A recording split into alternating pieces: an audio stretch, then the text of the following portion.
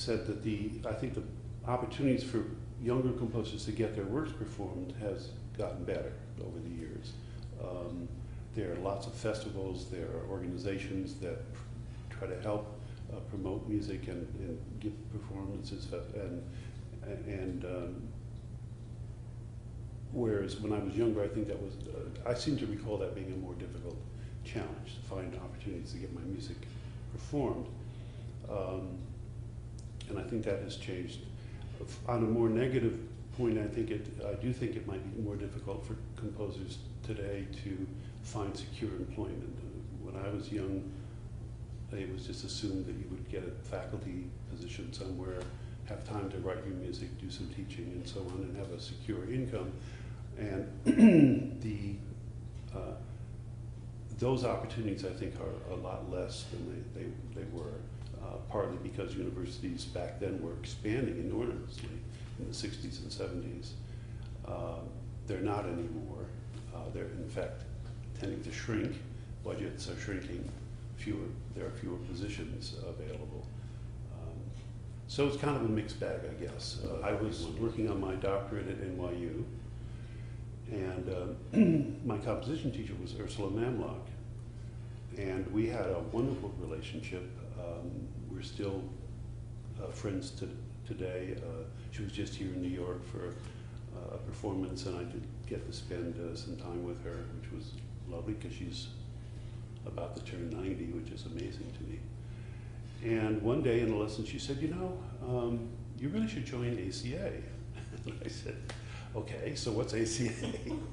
And she said, oh, well, it's the American Composers Alliance, and it's just a wonderful organization for meeting people, for networking, and they publish your music and make it available for performers and people who might want to buy it. So, so she told me how to do the whole process. I submitted an application and was rejected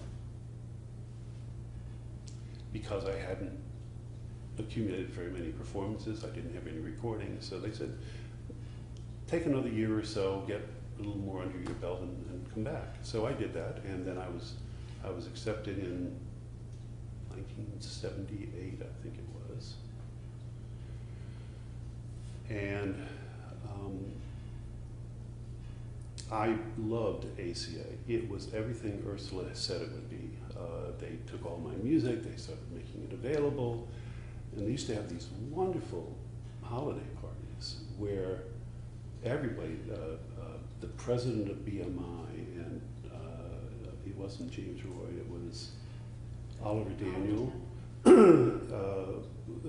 were there, and it was, you know, Elliott Carter and William Schumann and Peter Menon and Otto Luening, everybody who seemed to be anybody in the composing world at that time were there mingling, drinking, having a good time. And for me as a young composer, getting to meet those people and spend time with them was a real treat.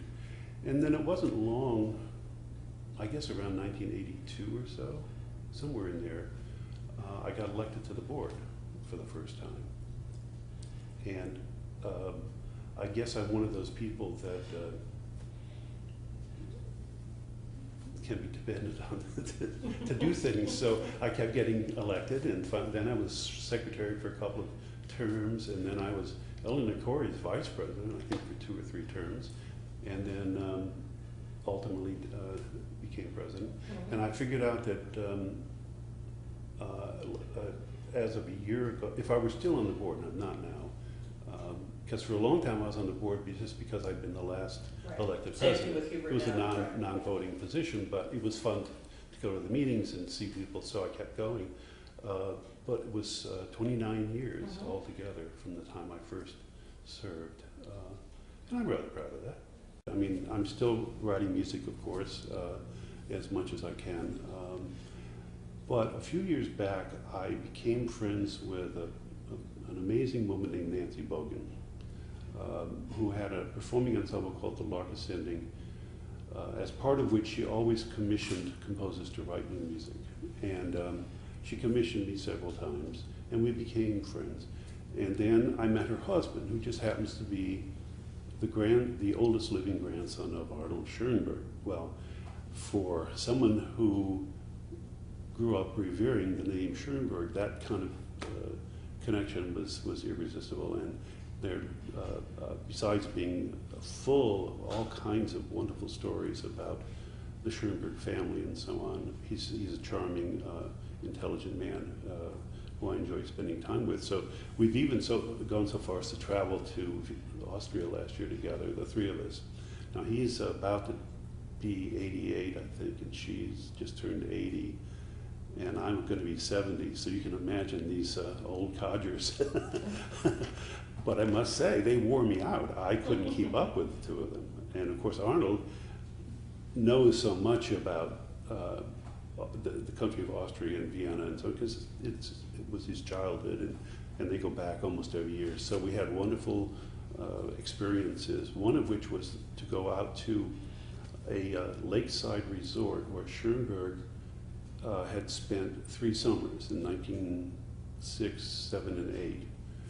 And they have a little plaque on the wall. We stayed at the very place and had lunch on the very terrace where we have photographs of him and his wife of that time, and Arnold's mother, who was a little girl at the time, and 2 of his students, Erwin Stein and Edwin, I think it is, Edwin Yalovitz, I'm not sure what the first name, and 2 young ladies, and we're not sure who they are, but they appear to be maybe the girlfriend. One is, we think, the girlfriend of Schoenberg's brother, who's the one taking the photographs, and the other is one of the other men's girlfriends. And so Nancy Bogan, who's a wonderful writer, took 4 photographs from that same excursion and made up a libretto based on what we imagine they were thinking and saying to each other. So in the first photograph, they're all sitting on this outdoor cafe where we had lunch last year, and talking and having some wine and lunch and everything. And then there's the next picture is we think we found the spot last summer, we're not sure. They're sitting on a hillside looking at the view. And Schoenberg has his hand in the air like this, and we decided that he's conducting them in some kind of a sing-along. So that's scene 2. And then there's another picture of them not at the same place, but at something called, in Austria they have these places called Heurigers, which are like wine tasting but with food. So there they are again, all sitting around drinking more wine. And then finally the 4th picture, and that's the 3rd scene, and then the 4th picture is all of them walking down this tree-lined road. We think probably having had more wine than they should have, and they're on their way home. So Nancy wrote this wonderful little libretto, and I set it to music, and we call it L'après-midi d'un Schoenberg. And we hope that it's going to be done at the Austrian Cultural Center sometime, probably not this fall, but maybe in the spring or next year sometime. Right. So that's what's been going on in my life lately. Excellent. So, Well, thank you, Richard. my pleasure. You're welcome.